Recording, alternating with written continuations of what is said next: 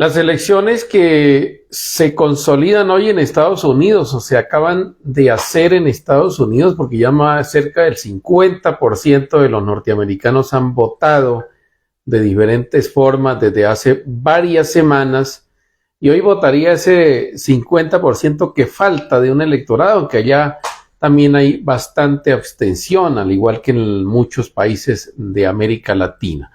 Pero digo que la elección del día de hoy es histórica porque puede cambiar el rumbo de la historia de la misma humanidad,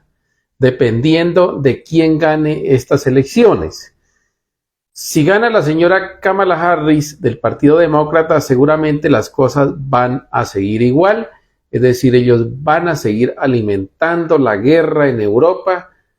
ayudando a Ucrania a que mantenga una guerra ya que prácticamente está casi perdida, pero que a ellos les conviene seguir alimentando para prolongar más esta sangrienta situación. Y lo mismo va a pasar en el Medio Oriente. Con la llegada de la señora Kamala Harris seguramente va a seguir alimentando la guerra, ayudándole a Israel para que continúe ellos con esa terrible situación que van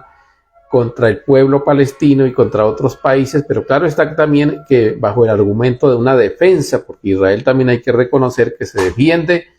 de unos grupos terroristas que lo han venido atacando desde hace muchos años y un conflicto que hace 70 años existe allí y que no va a terminar en un corto plazo. Ahora, si gana Donald Trump, puede ser un golpe a la globalización económica del mundo. Ya en su primera administración demostró Donald Trump que no le gusta la globalización. Y prueba de ello es que alimentaron en Inglaterra la salida del Reino Unido de la Unión Europea, creando los famosos Brains. Por eso, y en Estados Unidos también durante el gobierno de Donald Trump fue iniciativa de Estados Unidos de reformar el Tratado de Libre Comercio que tenían con México, algo que el presidente Andrés Manuel López Obrador fue la bandera de él durante sus 3 campañas presidenciales, pero cuando llegó al poder se dio cuenta que el Tratado de Libre Comercio había beneficiado a los mexicanos y más bien se quedó callado y no dijo nada, pero fue Donald Trump el que le dijo vamos a reformar este Tratado de Libre Comercio porque es lesivo para los Estados Unidos. Por eso Donald Trump también al llegar al poder puede hablar de un tema arancelario y cambiar los tratados de libre comercio. No sé si con Colombia los afecte demasiado, no creo que los afecte, pero sí los afecta con otros países que tienen ese libre comercio. ¿Qué pasará con la guerra Ucrania-Israel? Si llega Donald Trump, seguramente va a dejar de apoyar económicamente a Ucrania y esto obligaría al señor Zelensky a llegar a unas negociaciones con Putin con una gran desventaja para Ucrania y para toda Europa, y es que tendría que entregar grandes territorios a Rusia, es decir, que Rusia volvería a retomar lo que históricamente ha sido población rusa y territorio ruso en Ucrania. Y esto, por supuesto, debilitaría la Unión Europea y quedaría en un grave riesgo de que más adelante Rusia pueda intentar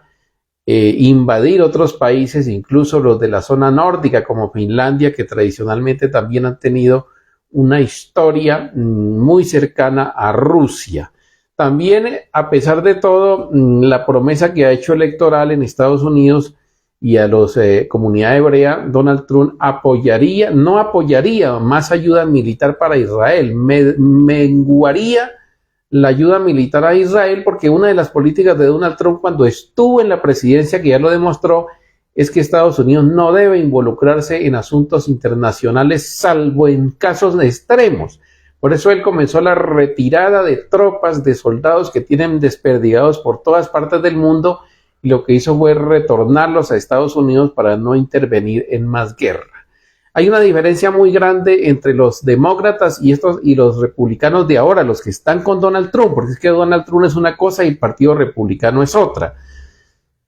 Y es que allá la financiación de las campañas políticas la hacen grandes corporaciones. Por ejemplo, los demócratas los financian las industrias armamentistas, los que fabrican y venden armas, los que viven de la guerra. Por eso que los gobiernos demócratas se han destacado por invadir países y por fomentar guerras, porque esa ha sido la forma de financiación de sus campañas, y ustedes saben que la guerra es una de las grandes industrias que mueve la economía de los Estados Unidos. Por el contrario, Donald Trump es un hombre que se ha financiado con sus propios recursos, pero con recursos también en su mayoría de donaciones hechas por constructores, por los grandes magnates de la construcción. Luego a él no le interesa la guerra, sino la construcción de grandes edificios, construcción de carreteras, reconstruir puentes, reconstruir una serie de cosas, y no le interesa, claro, y esta forma de construir en Estados Unidos edificios y de hacer carreteras, pues también dinamiza la economía de forma inmensa. Esa es la diferencia de quienes financian a unos y quienes financian a otros, y por eso también se reflejaría en una presidencia. ¿De quién ganará? No lo sabemos, pero lo cierto es que es una de las elecciones más interesantes de la historia reciente de los Estados Unidos, que, vuelvo y repito, podría cambiar el mapa mundial. Depende de quién gane en estas elecciones y depende de los resultados que todavía no sabemos si se dan hoy o durarán varios días en entregarse. Para el francotirador les habló Santiago Villarreal. Hasta la próxima.